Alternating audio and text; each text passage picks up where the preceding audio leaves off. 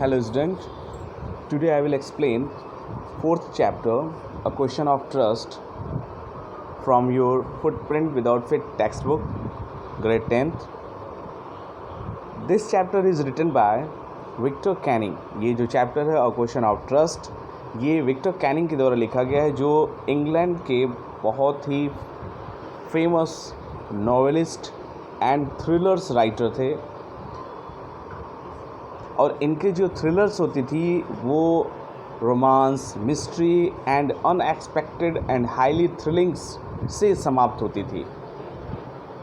1965 में इन्होंने एक सीरीज स्टार्ट की 4 बुक्स की, that the features provide detective name Rex Carver. और वो जो सीरीज़ थी इनके बुक्स की, उसमें एक डिटेक्टिव होता था रेक्स कार्वर, जो बहुत ही फेमस हुआ था. So let's understand what is the story, a question of trust, which has written by the Victor Canning. ये जो स्टोरी है is based on the robbery committed in a house. एक घर में एक रॉबरी होती है और उस रॉबरी में जो रॉबर्स होते हैं उसको ही चीट कर लिया जाता है दूसरे रॉबर्स के द्वारा. तो ये जो चैप्टर का टाइटल है अ क्वेश्चन ऑफ ट्रस्ट, कि अगर आप किसी पे ट्रस्ट करते हैं तो क्या उस पर भी क्वेश्चन किया जा सकता है. तो let's see what is the chapter now. I will explain by the line. It is said that you must set a thief to catch a thief. ये कहा जा सकता है कि अगर आपको एक चोर को पकड़ना है तो उसके पीछे भी एक चोर लगा दो. But it is also said that there is honour among thieves. लेकिन एक थीव्स के बीच में भी एक आत्मसम्मान या दूसरे को रिस्पेक्ट देने का भाव होना चाहिए. Which saying does this story illustrate, और यही इस स्टोरी में बताया गया है. Read and find out what does Horace Dan bye like to collect. Horace Dan bye को क्या पसंद था जो वो कलेक्ट करना चाहता था. Why does he steal every year, वो एवरी ईयर चोरी क्यों किया करता था. तो इसमें जो कैरेक्टर है that is the main character is horse Dan bye. वो हॉर्से डैन बाय क्या करता है, एक चोर होता है और वो किसी घर में चोरी करने जाता है और उसका सामना एक दूसरे चोर से हो जाता है जो उसको चीट करता है. और इस तरीके से इस क्वेश्चन इस स्टोरी में हॉर्से डैन बाय जिस चोर पे ट्रस्ट करता है वो चोर ही हॉर्से को चीट करके जेल पहुंचा देता है. So let's now try understand what is the chapter. Let's start. Everyone thought that Horace Dan bye was a good honest citizen. सभी लोग ऐसा सोचते हैं कि हॉर्से डैन बाय जो है वो एक अच्छा और ईमानदार सिटीजन है. He was about 50 years old and unmarried. वो लगभग 50 ईयर्स का हो चुका है और अभी भी अनमैरिड है. And he levied with a house keeper, और वो अपने हाउस कीपर के साथ रहता है. Who worried over his health, जो उसके हेल्थ को लेके हमेशा चिंता किया करता था. In fact he was usually very well and happy except for attacks of hay fever in summer. लगभग वो हमेशा तो ठीक ही रहता था, बहुत ही खुश रहता था, लेकिन समर में जो उसको हे फीवर आया था उसको छोड़ के बाकी वो सारे दिन फिट रहता था. He made locks and was successful enough to his business to have 2 helpers. वो लॉक्स बनाने का काम करता था अपने 2 हेल्पर्स के साथ. वो एक अच्छा बिजनेस रन कर रहा था. Yes, Horace Dan bye was good and respectable but not completely honest. हाँ, अगर ऐसा हम देखें तो कह सकते हैं कि हॉर्से डैन बाय जो है वो एक अच्छा और एक रिस्पेक्टेबल, मतलब सोसाइटी में उसको रिस्पेक्ट भी दिया जाता था क्योंकि वो ऑनेस्ट भी था. लेकिन उसको पूरी तरीके से हम ऑनेस्ट नहीं कह सकते. Second paragraph. 15 ईयर्स अगो, 15 साल पहले की बात है. Horace had served his first and only sentence in a prison library. Horace Dan bye जो था वो एक बार प्रिजन लाइब्रेरी में बैठा हुआ था और वहाँ पे वो वर्क कर रहा था. He loved rare expensive books. उसे जो महंगी किताबें होती थी, जो कम अवेलेबल होती थी, उसे बहुत पसंद थी. So he robbed a safe every year, जिससे कि वो एवरी ईयर चोरी किया करता था. हर साल वो चोरी किया करता था. किस लिए? क्योंकि उसे बुक्स खरीदनी होती थी। Each year he plan carefully just what he would do, stole enough to last 4-12 months and secretly bought the books he loved through an agent। और वो क्या करता था कि प्लान किया करता था कि वो जो पैसे चुराएगा उससे 12 months वे दोबारा चोरी नहीं करेगा, और वो एक सीक्रेट एजेंट के थ्रू ही बुक्स ख़रीदा करता था, एजेंट के थ्रू ही बुक्स ख़रीदा करता था, डायरेक्टली जाके बुक्स नहीं ख़रीदता था। ऐसा क्यों था कि कोई उसको पहचान न ले कि वो इतनी महंगी बुक्स कैसे ख़रीद सकता है। Now walking in the bright July sunshine. अब ये जुलाई मंथ की बात है जब सन एकदम ब्राइटली शाइन कर रहे थे। He felt sure that this year's robbery was going to be as successful as all the others। और वो इस साल भी एकदम कॉन्फिडेंस में था कि जैसे वो पिछली चोरियां वो कर लेता था वैसे ही इस साल भी वो चोरी कर लेगा। For 2 weeks he had been studying the house at Satower Grang, looking at its rooms, its electric wiring, its path and its garden। अब वो क्या करता है कि एक घर जो सतावर ग्रैंग में था उसको स्टडी करना शुरू करता है, उसको प्लान बनाता है कि इसी घर में उसको चोरी करना है।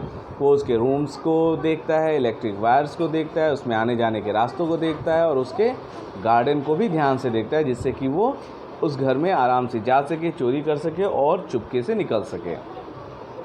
दिस आफ्टरनून द 2 सर्वेंट्स, और आफ्टरनून के बाद जो 2 सर्वेंट थे उस घर के, who remained in the Grange while the family was in London, had gone to the movie। और उस घर के जो फैमिली मेम्बर्स थे, जो ऑनर्स थे, वो लंदन में रहा करते थे, और जो सर्वेंट थे वो आफ्टरनून के बाद मूवी देखने चले जाते हैं। हॉर्से saw them go, हॉर्से उनको जाता हुआ देखता है। and he felt happy in spite of a little trickle of hay fever in his nose। लेकिन उसको जो हे फीवर आई हुई थी उससे थोड़ी सी प्रॉब्लम हो रही थी। He came out from behind the garden wall, वो गार्डन वॉल से बाहर निकल के आता है। He tools carefully packed in a bag on his back, और उसके पीठ पे जो एयर बैग होती है उसमें उसने वो सारे चोरी के इक्विपमेंट्स जो होते हैं वो सब उसने रख रखे थे। There were about 15,000 pounds worth of jewels in the grange safe, और लगभग 15,000 pounds की कीमत की ज्वेलरीज जो थी वो ग्रैंग के इस घर के सेफ में रखा हुआ था।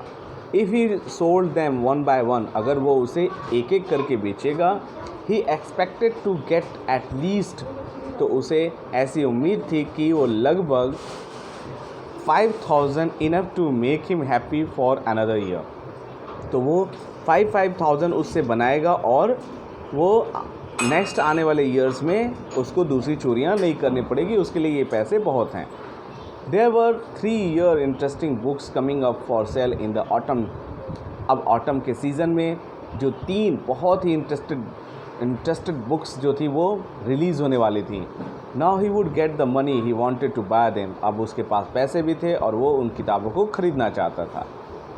He had seen the housekeeper hang the key to the kitchen door on a hook outside। वो देखता है कि जो हाउसकीपर थे, जो सर्वेंट थे, उन्होंने जो घर का की था उसे किचन के डोर के पास बाहर से रख दिया था, उसको हैंग कर दिया था, लटका दिया था। He put on a pair of gloves, वो अपने हाथों में दस्ताने पहनता है। Took the key, वो की निकालता है वहाँ से, and opened the door, और फिर डोर को खोल देता है। He was always careful not to leave any fingerprints। वो हमेशा अलर्ट रहता था कि कोई भी फिंगरप्रिंट उसका उस घर में या चोरी करने वाली जगह पे छूट न जाए। A small dog was laying in the kitchen। तभी वो क्या देखता है, जैसे ही अंदर जाता है कि जो डॉग है छोटा सा वो किचन के फ्लोर पे सो रहा है। It stirred, made a noise। वो थोड़ा सा गुस्सा दिखाता है और शोर करना शुरू करता है, बार्किंग शुरू करता है, भौंकना शुरू करता है। And moved its tails in a friendly way।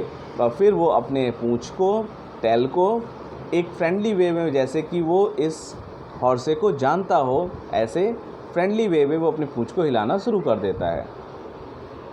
All right Sally, Horace said as he passed.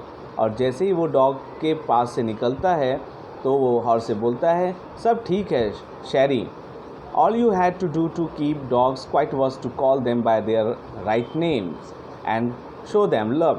अगर आप किसी डॉग को शांत रखना चाहते हैं तो अगर आप उसके असली नाम से बुला देते हैं तो वो आपके सामने शांत हो जाएगा, जैसे कि आप उससे लव दिखा रहे हों. The safe was in the drawing room. जो सेफ था वो ड्राइंग रूम में था. Behind a rather poor painting. और एक पेंटिंग थी जो इसके पीछे ये शेप रखा हुआ था. Horace wondered for a moment whether he should collect pictures instead of book. अब हॉर्से जो था वो थोड़ा सोचने लगा कि क्यों ना वो बुक्स की जगह पिक्चर्स कलेक्ट करना शुरू कर दे, क्योंकि ये पेंटिंग भी उसे बहुत अट्रैक्टिव लग रही थी. But they took up too much room. लेकिन उस रूम में